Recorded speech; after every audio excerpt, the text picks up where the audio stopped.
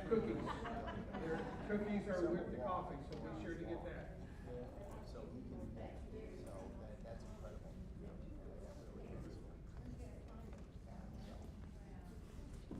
So anyway, now there. Well, back from Africa. Wow. I like those pictures. Sure.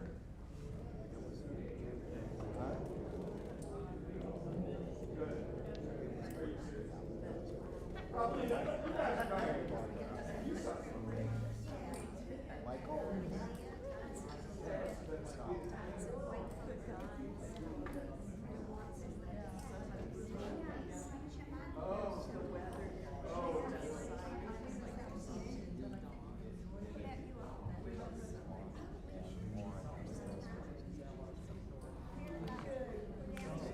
Everybody is very cool.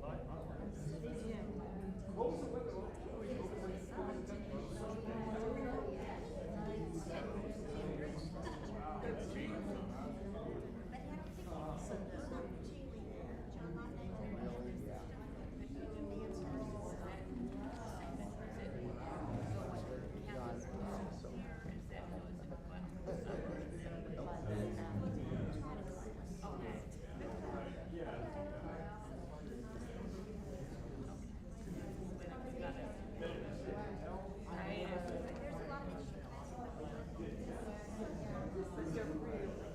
Well, it's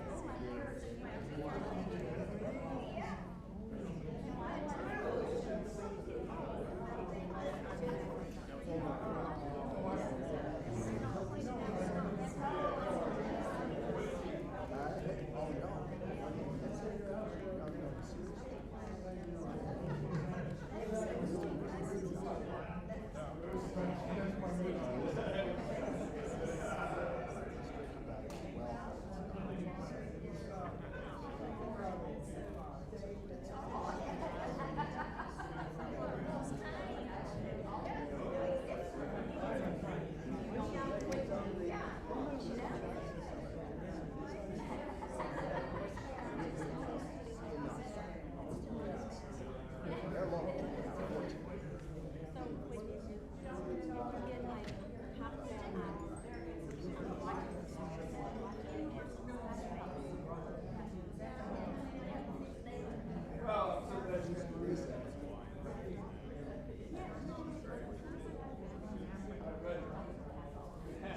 Well, good evening, everyone. We're going to go ahead and get started.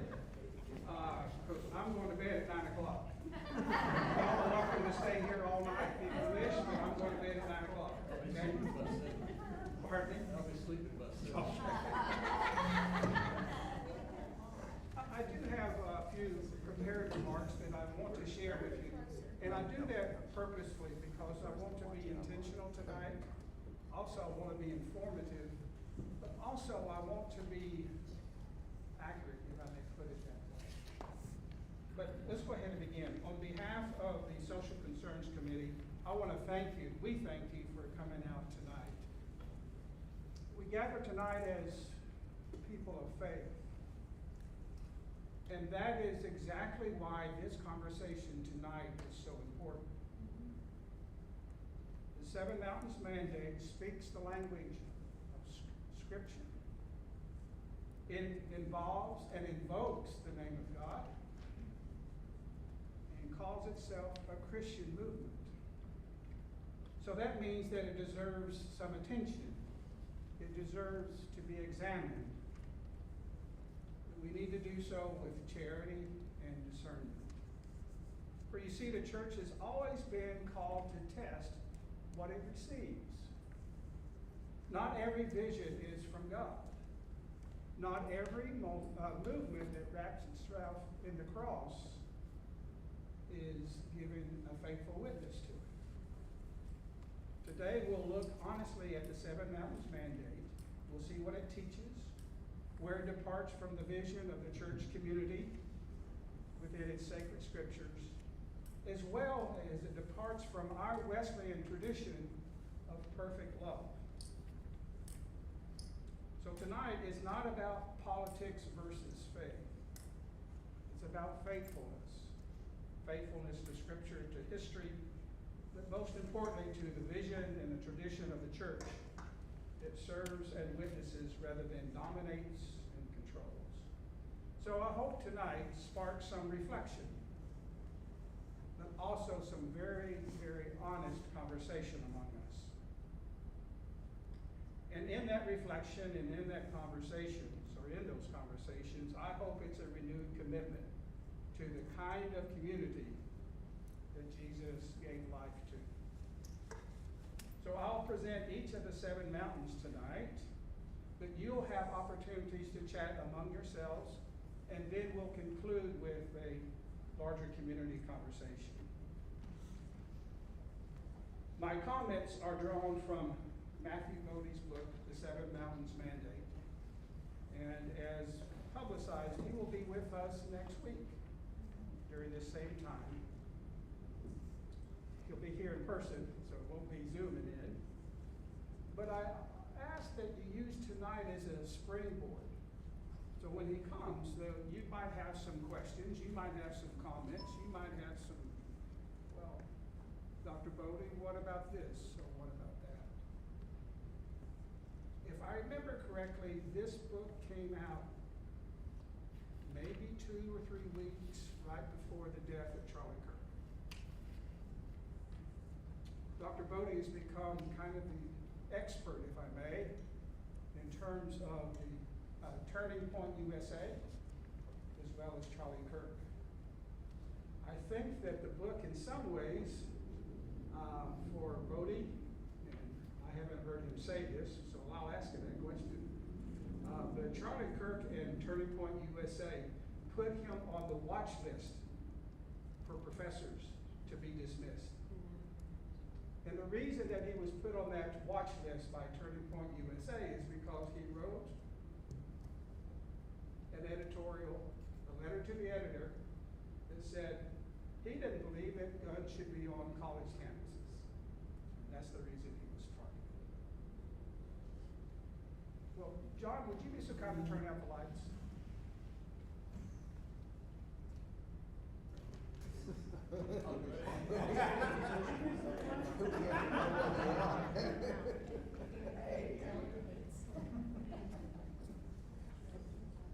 As we engage in tonight's conversation, my hope that it will encourage each of us to pause and, yes, to reflect deeply. So let this be an opportunity for not only honest dialogue, that we can share our perspectives, but we can listen with genuine curiosity and care. Through this process, may we find ourselves renewing our commitment to the kind of community that Jesus envisioned. I don't know if you've ever seen this church pew. It's an old-timey one, I'll call it that. It served a variety of purposes because you could see that the back can move back and forth. So you can move it around and use it in a variety of ways. But I was told at one church that they used it when they had worship, they had it one direction, and when they had a business meeting, they would flop the seat the other way. So that when they had deep theological problems and deep struggles with how to live out their community, when they struggled with, do we need red carpet or do we need green carpet? I mean, the most important things, because the red carpet cost 2 cents more on the square foot than the other one.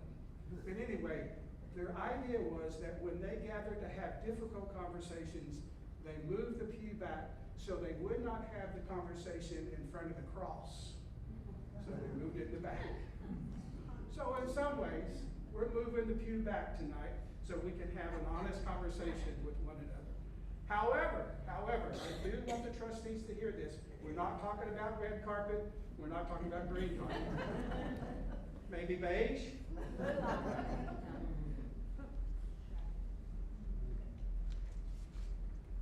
On your table, you'll find some opening statements, and I was going to read that, but there's no need to do that. You can take that home with you.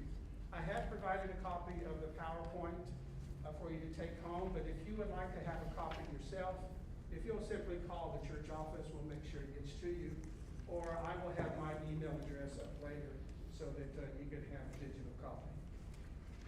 So let's just go ahead and get started with the seven mountains.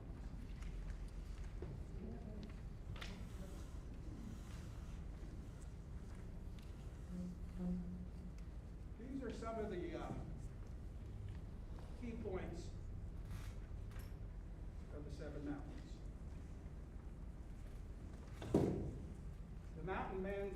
The mandates highlights religion, family, education, government, media, arts and entertainment, and business as essential areas of influence.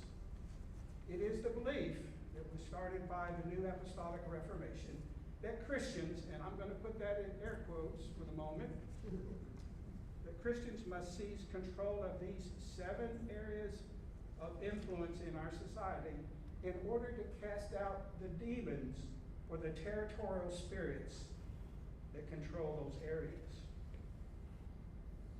I don't know if you can see this, but this is a picture of the seven mountains, and above it I have the demonic forces. There is one movement that actually believes that there is a spirit, an evil spirit, hovering over these different areas. And so they're praying and they're seeking to remove that spirit. And some have even picked out different demonic forces, quote unquote, out of the Bible, such as Beelzebub, Baal, and those kinds of things. But for the most part, there's more of a general understanding that within education, that the demonic spirit is humanism. Under the government, the demonic spirit is democracy. Whoa, yes. Under religion is the demonic spirit of apostasy. You get this one. The demonic spirit for family is diversity. Under business, the main culprit is socialism. In the media, it is indoctrination. And of course, we all know that arts and entertainment is to make us as immoral as possible, right? Does that surprise you in any way? Well, let's move on to education.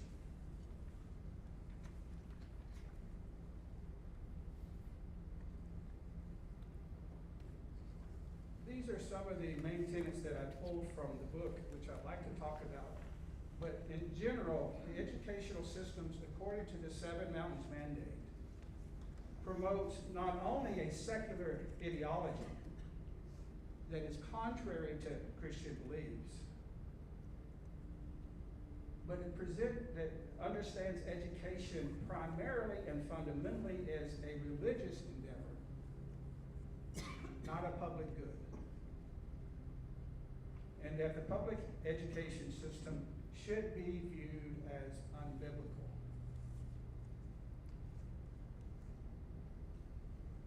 Therefore, strategies like school vouchers aim to help establish a more faith-aligned education framework. The collaboration between conservative educational institutions and governmental bodies is highlighted as a means to further this agenda. Some of the things on which Brody points out is that education is understood as a religious exercise. That it indoctrinates against God and America. Therefore, that's the reason why the demon is humanistic. Even Turning Point USA says that education, once it is captured, once it is conquered, is doing the Lord's work. And that government should have no input, should have no responsibility for public education. That should have no role in education, except school vouchers. This is a very general statement, but I think it's quite true that Bodie brings out in his book that school vouchers is a method to conquer the educational mountain because the public school system, by definition, is unbiblical. And private charter schools have national or Christian nationalism tendencies. I do want to stop for a moment to talk about Christian nationalism. Someone said or asked this question, if I am a Christian and I love my country, does that make me a Christian nationalist? Hopefully not. Pardon me? Hopefully not. Hopefully not, hopefully not. I agree that it does not make you a Christian nationalist. What is behind the Seven Mountains mandate is that Christians should have, certain Christians should have, and should be afforded certain privileges and certain opportunities that other people do not. And that's what makes Christian nationalism. It elevates an understanding of Christianity above all other religions, above all other people. Within the mountain of education, we have seen in the state of Tennessee an alliance with Hillsdale College. Are you familiar with Hillsdale College? Yes. If not, I suggest that you go to look at the book or Google it.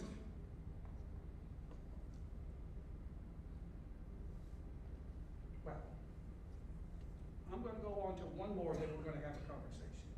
Let's move on to governance.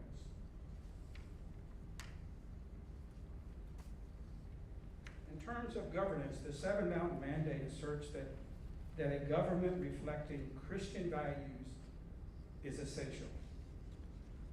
It suggests a preference for a smaller government and the elimination of the administrative state. And that it should be theologically driven, aiming to eliminate secular democracy as it is perceived to oppose Christianity. The understanding is that the church is proposed to be the central authority in governance, making a shift towards a system that prioritizes Christian leadership and diminishes religious pluralism. So the political goal of small government is a theological mandate, which will smooth the way for the installation of biblical governments across America. I've mentioned that it's also the practice of eliminating the administrative state. What departments would you see as administrative state of the government? Education? The environment? No. Pardon me? No. Federal? Did you say federal? Health. Health. Good thing I turned my good ear this way. Yes. So if you diminish that, you have a small government. But what is left after you move the administrative state? You have the executive leadership. You have the military. Judicial. And the judicial. That's what you have left. You still have some form of executive. Say again? You still have some form of executive. Yeah, you have the executive, yes. But you try to make the government as small as possible. That's how you will conquer it. Because you need, according to the Seven Mountain Mandates, in terms of the mountain of government, you need to destroy the secular democracy. And the reason is, the stated reason is because it is considered to be the enemy of Christianity. The sole authority for the government is the church, according to this mandate. And there is no tolerance whatsoever of any religious pluralism. And in some ways, we saw that exercised this past Sunday in the 250 rededication at the National Capitol. This is what was startling to me, that the First Amendment of the separation of church and state, according to the Seven Mountains Mandate, is only a federal understanding. At the state level, you can mix them up. And that's the reason that you see in many states taking on this identity of Christian nationalism, not only within their public school system, but just in the way in which they govern. I do need to pause and say this, that for every positive interpretation you get from me tonight, I take full credit for it. If I say something that doesn't make any sense, then it just means I didn't have any coffee. Okay? So I want to try to lay that out. So anyway, we've talked about, well, let's go on to religion and then we'll have the our conversation.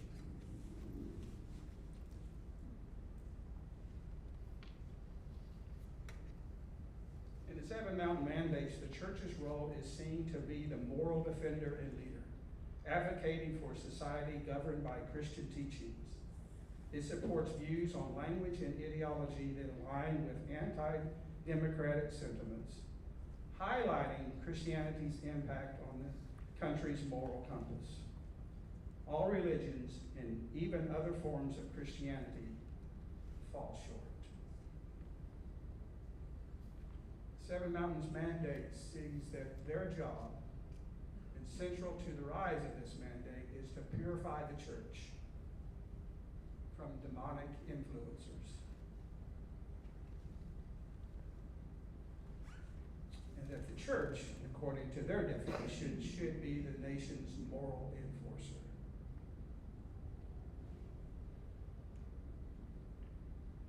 We also believe that the U.S. Constitution is fit for only moral and religious people.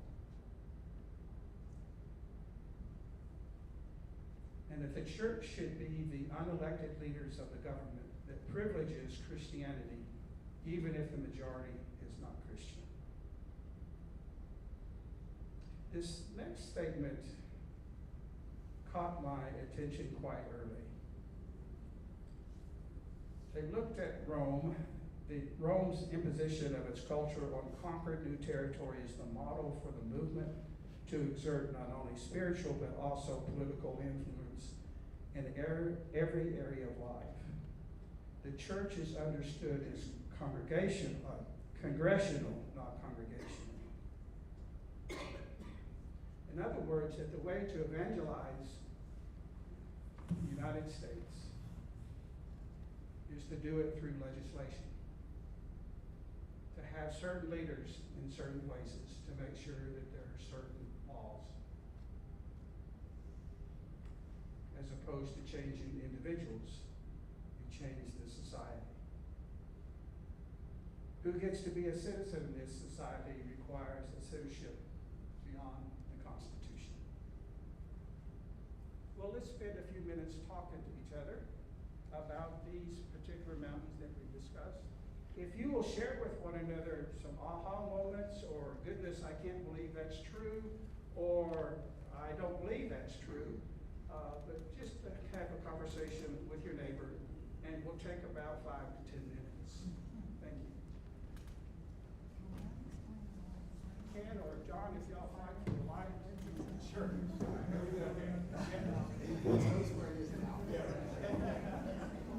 Just split it up.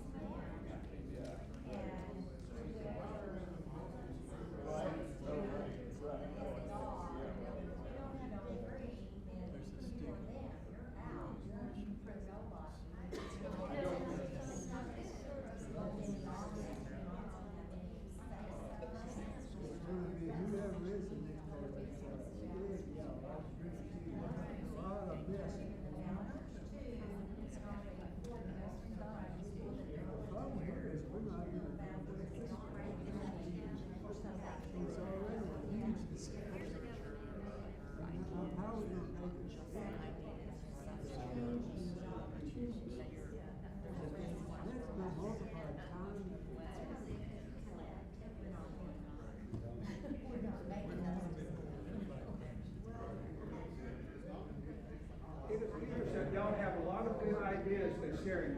Can I go to each table and just get one or two thoughts from you all? We might have to live a whole lot longer.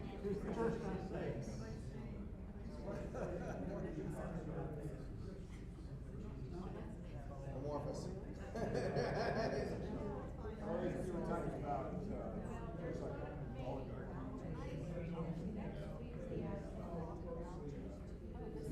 How, like, for the rich.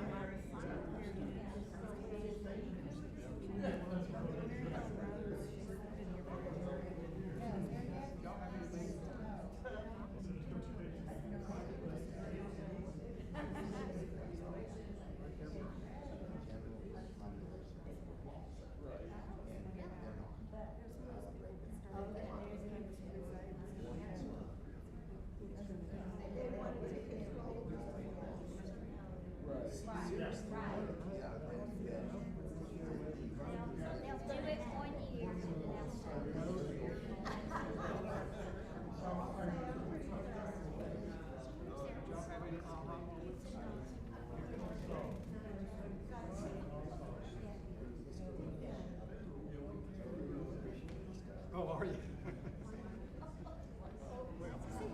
I'm glad you know who you are.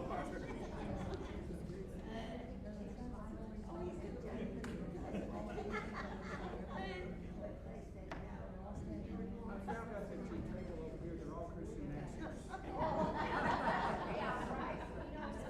You know, some of them. They know we're lying. You're right. Randy, how do you do this? So,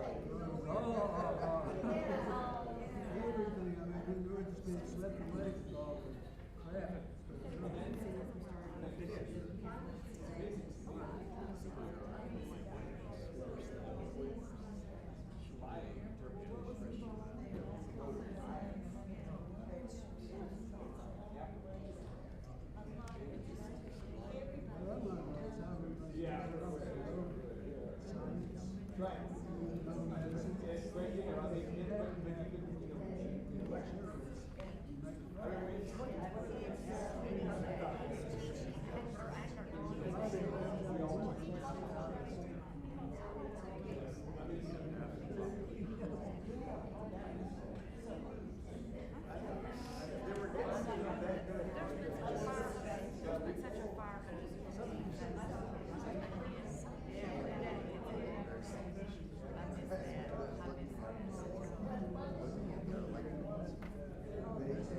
no, I'm not.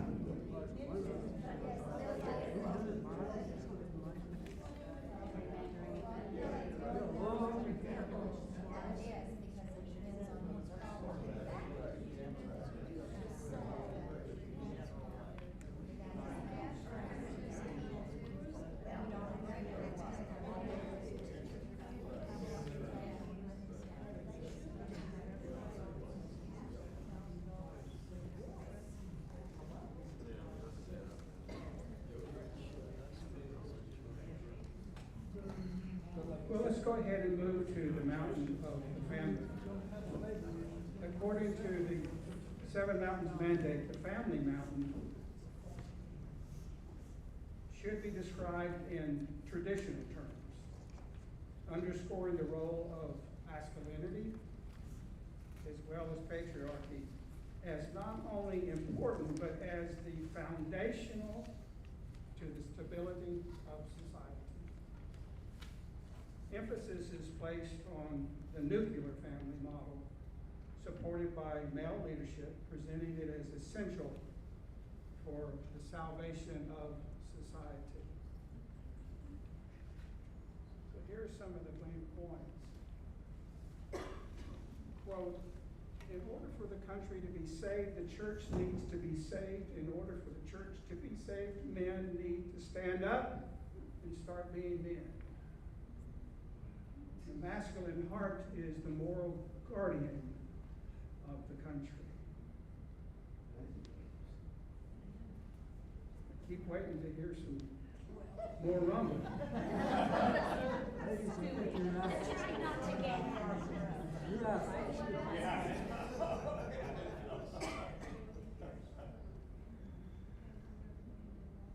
If Phyllis was here, she'd tell me to sit down. Patriarchy is God's way. And if patriarchy is not established, then anarchy will reign. And of course, it defends and thus empowers the traditional nuclear family. And that the government, as well as the community, should be led only by men, and even questions the 19th Amendment. Pardon? So if you remember, the demon for the family is diversity. That is the reason why you're hearing time and time again that whether one's gay, whether lesbian, or trans, or inquiring,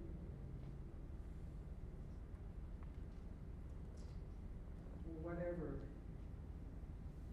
are being treated as non-persons in our society right now. I can't remember what state where that if an individual is trans, they now have to go to a porta potty outside. Is that in Tennessee? Oh, no. It sounds like maybe it's in schools or something, but they're not allowed to use any of it, so. I saw that too. You know, I'm finding more places I go to, there's one bathroom. Yeah, Really bad. I think it's wonderful. And that, if they have two, they have, anybody can go in either one, there's nothing. Children, family, male, female, and the rest of it's not making any issue of it, so there's not gonna be an issue in those cases, right? That's right. And it's hard not to draw parallels with Germany, right? I mean, that the pursuit against the Jewish people. But we also know that's where the pink triangle came from. And if one was gay, lesbian, or other, then you were persecuted as well. If you were disabled, you were persecuted. And if you were a Jehovah's Witness, you were persecuted as well. Do you know why? A Jehovah's Witness will not pledge allegiance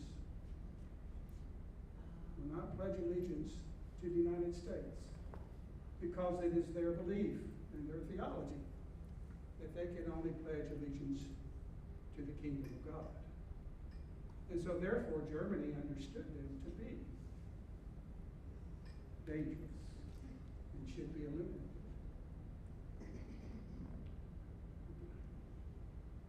It can be quite depressing to think about this particular mountain in many ways, as all the others.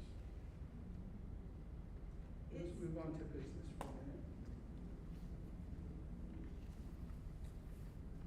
Economic views are framed within a capitalist context that advocates establishing Christian-focused businesses and using alternative currencies like cryptocurrency, poising them as tools to empower followers financially and restore wealth to morally aligned individuals.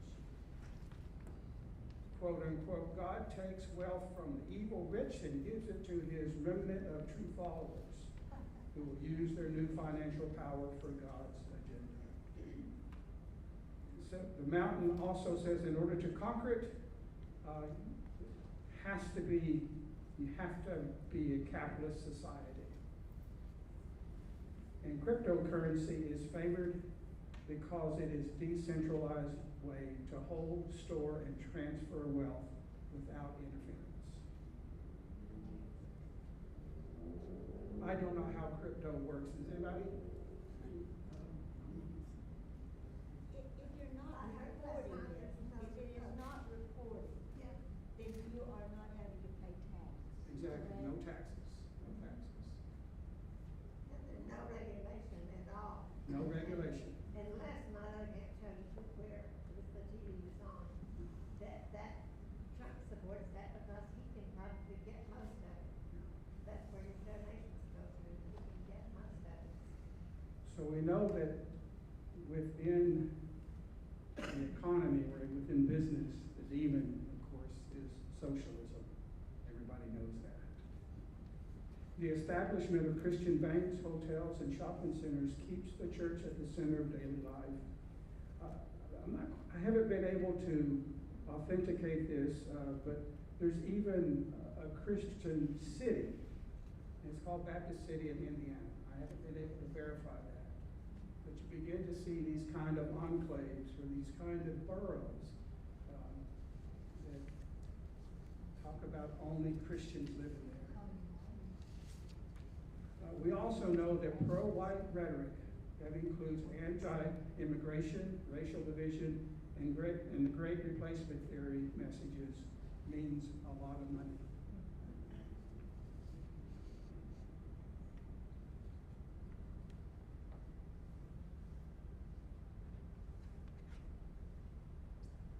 Let's go on to media. Media influence is addressed as a battleground for narratives where it is claimed that mainstream media promotes secular humanism and must be countered with alternative Christian perspectives. This calls for the creation of parallel media platforms to challenge and reshape public discourse in favor of religious principles. Within the media industry is a conspiracy against God. The media doesn't know God, and they don't tell the full story. So we must kill and destroy the evil sinner, the media, and victory will be had. In essence, the fight against media is a call to arms. It is a call to war. Because with the successful completion of the war, Western civilization will be the ground for the Christian nation awaiting the return of Jesus. That is informing public policy right now. In politics of creating paranoia, reducing all social issues to good or bad, the righteous and the evil. As we know that humanism, once again, is one of the demons, and that they understand the media to be promoting that idea.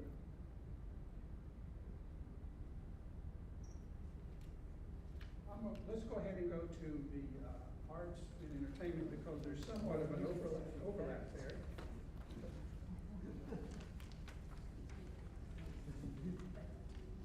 The arts and entertainment sectors are key areas where content must be reclaimed and redefined to align with Christian values and combat perceived cultural decay. This encompasses strategies to use entertainment as a means of ideological impact and mobilization in a broader cultural struggle.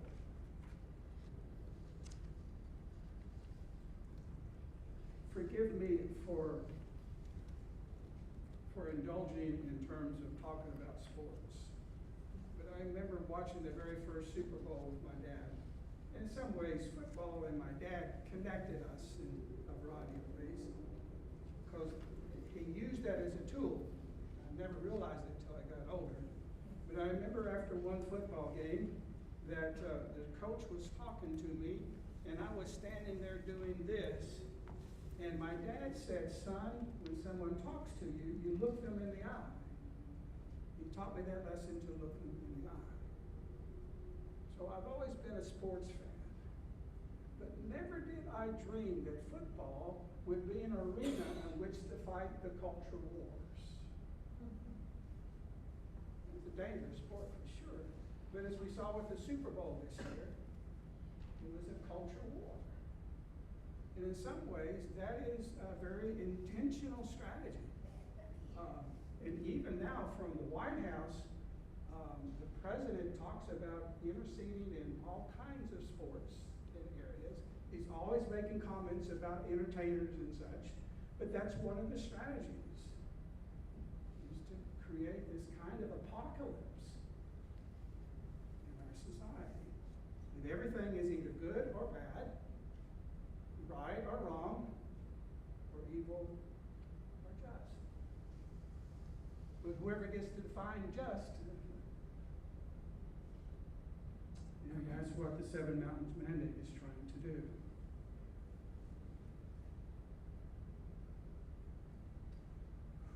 How many of you use your smartphone to do memes?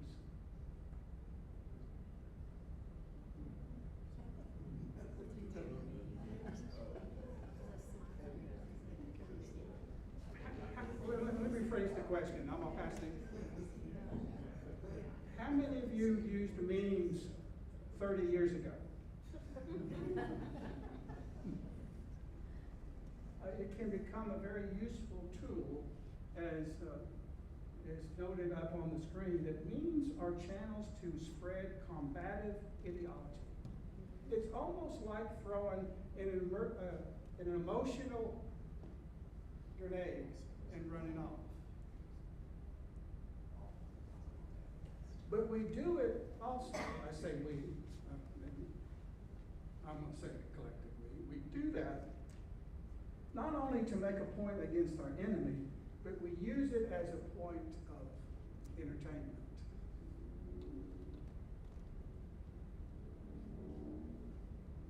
And the Seven Mountains Mandate, in order to conquer the arts and entertainment, it uses memes as an effective way to undercut established and powerful narratives, allowing the audience to identify with the messenger and the message with one's own experience. I'm part of the crowd. I'm in on the joke. It's entertaining, but it's at the expense of the political enemy. So entertainment is now being used to promote outrage. Sports and pop culture are weaponized to capture the entertainment mountain. The overarching thesis of the Seven Mountain Mandate suggests a comprehensive initiative to restructure American society along lines deemed more compatible with Christian nationalism doctrine, with the Seven Mountains Mandate serving as both a vision and a project of 2025.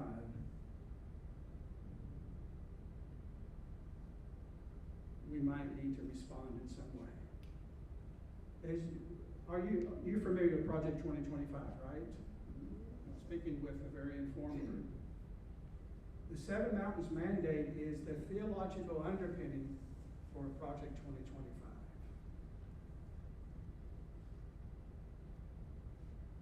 Seven Mountains Mandate becomes public policy through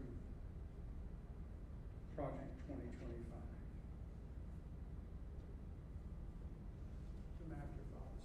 The purpose and mission of the Seven Mountains Mandate is to tear down America's society and culture and replace it with a Christian nation. I wrote a Substack article entitled, "Mamas Don't Let Your Babies Join Turning Point USA." Because according to Matthew Bodie, Turning Point USA is the boldest organization in history of the Seven Mountains Mandate. And it is the most dangerous movement towards the anti-democratic right. And it is operationalized through Project 2025. I have a link there that will show you how Project 2025 has been and is being implemented across all the sectors. So let's go ahead and have some more conversation. What I'd like to do is that, Can you put that link on the? Sure. Paper. Oh, yeah, it's in the paper. There you go. John, would you turn the mic back on, please? I not only want to hear from you, but I am sure that everybody wants to hear from everybody. So I have 2 mics. And what I'd like to do is pass it around from the table to table and just get some general thoughts from each table. So y'all go first. And don't be shy.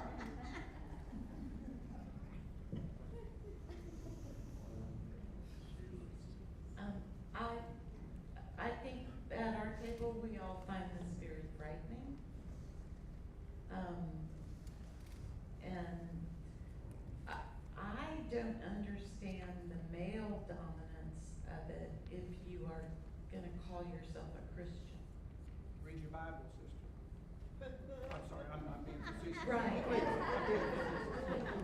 But Jesus, who the faith is named after, welcomed women and saw them as leaders.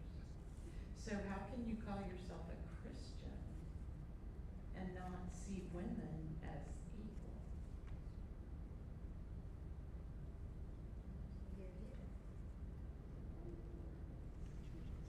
Any other thoughts at this table? Shall I hand the microphone? Hey, good, Sheila? No, I just said she covered it all. Oh, okay. Got it. Only the women speak at this table. Oh. The matriarchal table. Well, it's just, we're all in a state of shock, I think. I mean, actually, most of the country's in a state of shock. We can't believe what's going on here. I didn't realize that the, Project 2025 is the same thing as this year.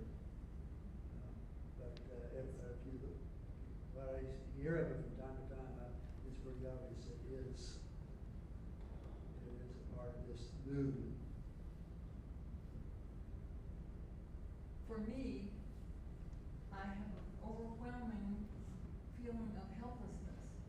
I can't very well get out and stand in the middle of the street and holler, but what do we do? Of course, my friends would say, you get out and vote. But as Bill Henry was saying, it's too late. Midterms are coming.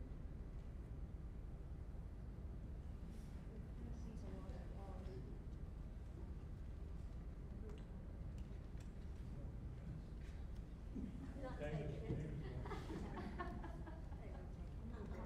And I'd like to just say one thing about, one of the things that is.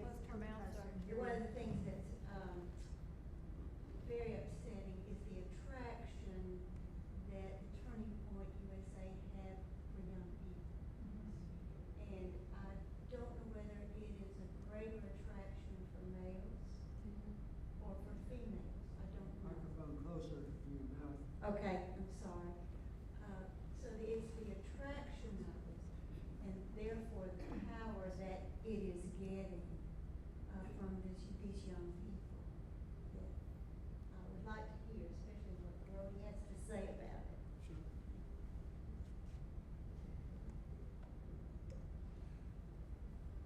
So we're concerned with, well, what is a Christian? And when somebody asks us if we're a Christian, how do we respond to that? And we're also wondering, what's behind the movement? And we think that there's greed is the common thing, and that we're using this Christian nationalist to support that greed that we have. We're gonna go back to this table, then we'll come to this table. Y'all go ahead over there. Thank you. Is this the guy? Yeah. They've got it. Well, I would say, a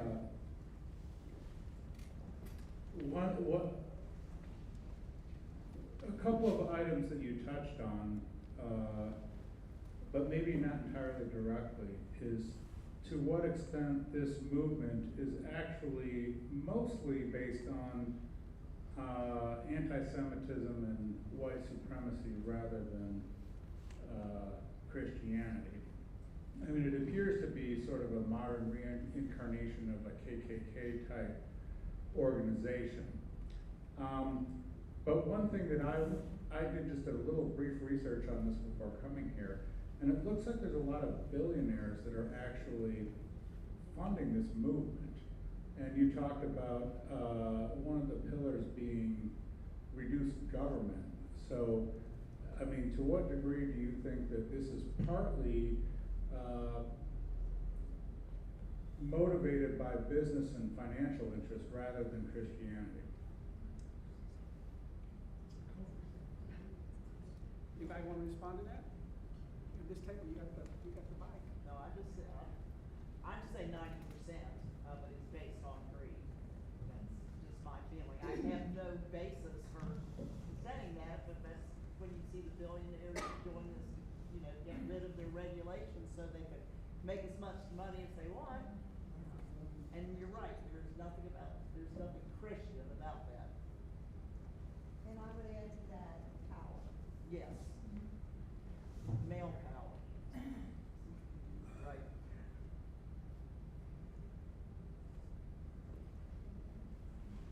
To me, it's, all of the politics and how things are degenerating, et cetera, is very important, but it's just so insulting to be calling this Christian and think about what Jesus would do and the kinds of, and to call it Christian in hating all these different people and putting so many people in terrible situations.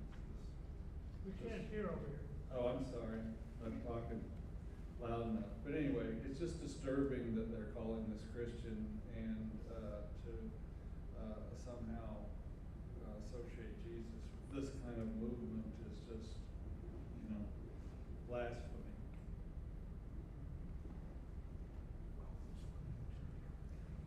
So one of the things that comes to me is the beginning of this movement.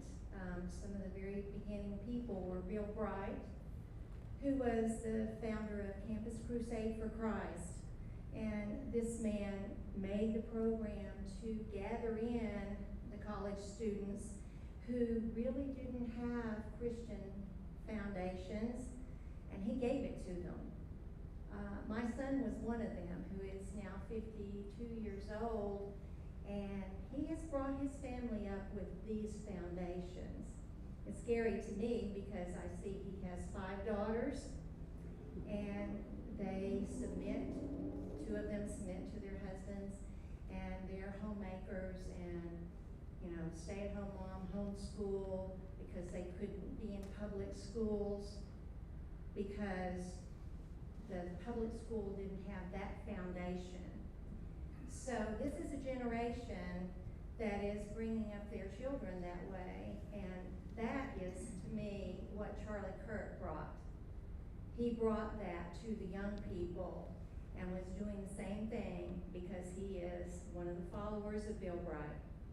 And the Cunningham man, I can't remember from the book, we're still reading it. But in all of these things, it's come on slowly, and we've allowed it to happen through this generation. And if we don't do something to stand up against it, we're all just under it. We don't have a choice.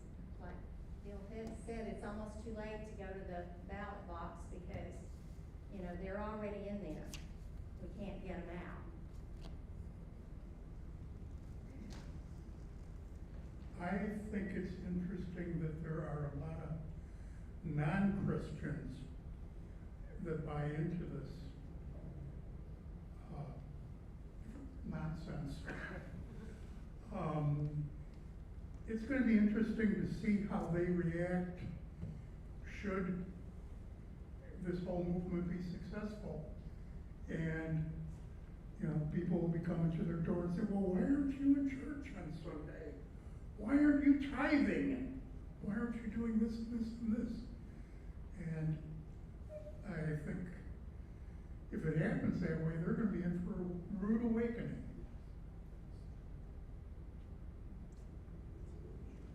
I'd like to ask how many people know about the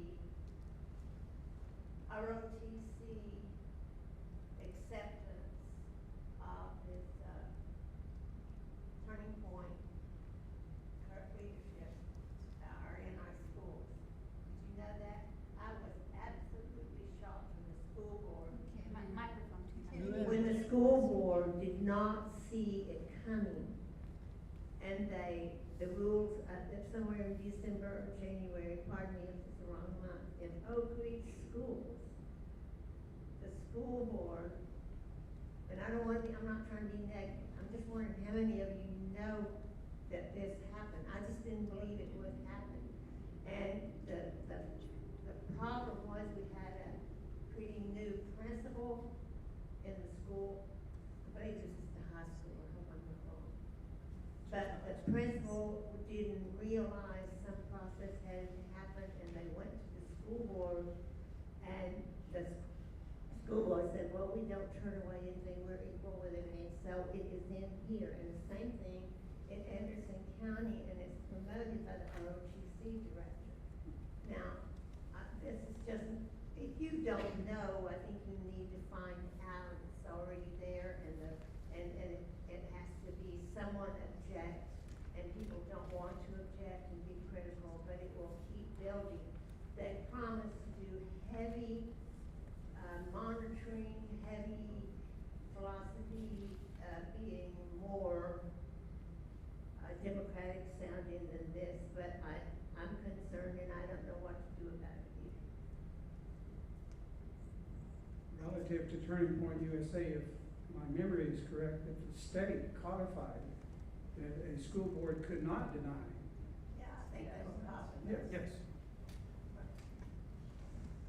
So I may not have this completely right, but I think in Oak Ridge, any students can get together and say, we want to have a club. Yeah.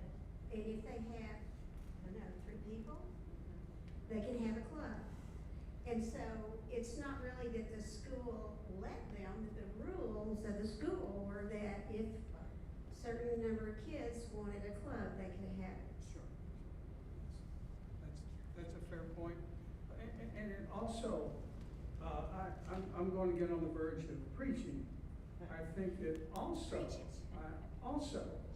that it behooves us as the church to educate our youth in such a way that sometimes that we think of Christian education as something, well, I've told you it's going to go preaching kind of mealy-mouthed, but in reality, it's very important because not only is the practice of our faith is at stake. I can't imagine someone who's more marginalized, folks who are more marginalized than I am, what they have at risk. But it is an anti-democratic movement that's going on in the country. At least that's my opinion. And I never realized the influence of Bill Bright in my life. I remember as a 17-year-old going through South Knoxville with the 4 spiritual laws that we were trying to convert folks. And I thought that was required of me as a good Christian. And as I reflect on that, I never asked my preacher about it. I never asked anybody. I thought I looked to someone else for that. Anyway, I'm getting off topic. Well, I have my email up there if you would like to email me any questions or comments, because what I hope that after next week, that we won't do a 4th meeting, but the 3rd one is, I'd like for us to at least talk about what can we do. It's easy to talk about and complain, but what can we do? What can we do? That's what I hope to do for our 3rd time together. But I do have this closing comment, and I failed to mention this earlier. But can I have, Yes. there was one thing I was gonna just add. Yes. That I had seen, I saw this in the news within the last couple of weeks, on my phone, so I have not had a chance to really research this in any great detail, but I saw something come across my news feed that concerned me very much, so, don't just take my word for it, go research this, because, like I said, I haven't looked into it in as much detail as I would like. But I have seen within the last couple of weeks that an executive order was signed, and a federal executive order was signed that,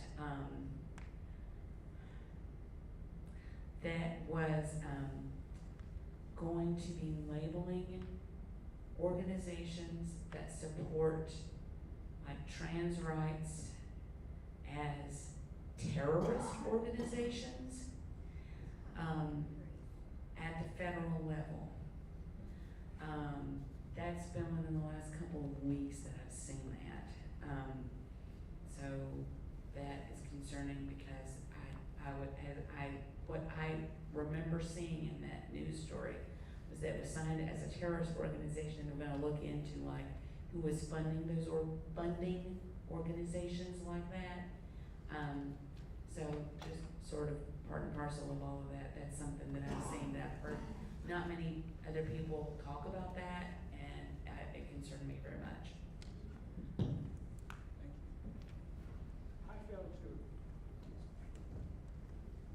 This right here, the appeal to heaven, have you seen that flag? Oh, yeah, some lady, judge, what, the black, Oh, where it's from? they had it outside their Alito? house. Oh, yeah, Alito. Alito, Yes. it's Alito, I Or think. Yeah, that is the symbol for this movement. Oh, yeah, and then they said they didn't know what it meant. Yeah. And it also is displayed in the office of the Speaker of the House. We're talking about the blue flag with the cross on it? No, I'm sorry. Pine tree. That's right, And appeal. appeal to heaven and the pine tree. And in the single handout sheet, I have a brief history of that flag and how it's being reappropriated in wrongness of what the movement. Well, let me just finish with this and we'll go home. Stopping the Seven Mountains Mandate movement requires the whole of democracy, community by community, classroom by classroom, reinvesting the principles and power of pluralism. That framing is apt, but it may understate the structural challenge. The movement's genesis is that it operates on the level of mystical revelation and practical institutional building. So it may be immune to empirical refutation precisely because its claims are theological, while its methods are entirely political. I am a United Methodist by choice for three reasons. One is that I believe in what the Wesleyan heritage of perfect love. That the goal of Methodism was always, as John Wesley says, the main reason for the people called Methodists was there's one reason, that we should be made perfect in this life. But what he meant by perfect was to be perfect in love. What's important about us is not necessarily what we believe, but are we loving people? Because of that particular funny doctrine of perfect love, that's the reason I'm United Methodist. The other reason is because our tent is this big. And we're quite plural in that way. And third of all, and most importantly, and that's what I appreciate about this congregation, is because you're open and welcoming to all people. And that should be celebrated, and it will be celebrated in June. It will be on Rainbow Sunday. But most importantly, it is important that we are a welcoming community. And any closed community does not serve the vision that we understand to be the one that Jesus brought forth. What was your second one? My second one? Mike and I couldn't. being plural, we have a big tent, I don't know why I stick out here and think the mic's gonna work.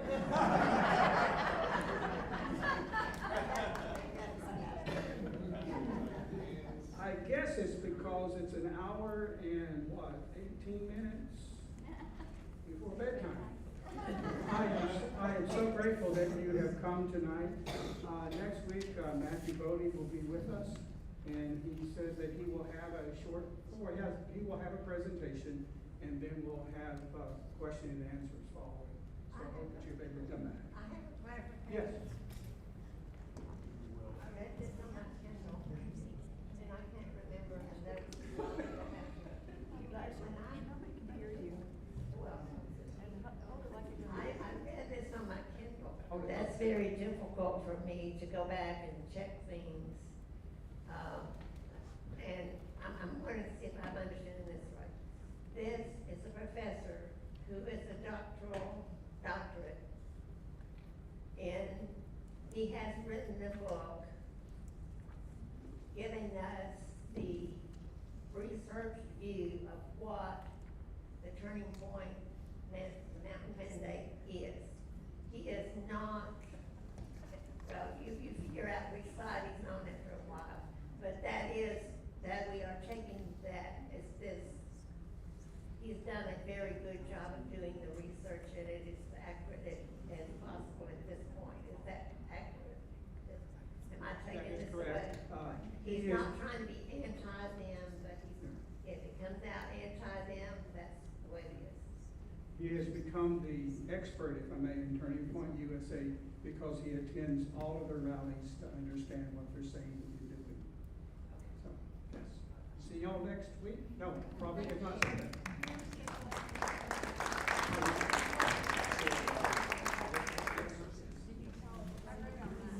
You're welcome to bring your papers next week.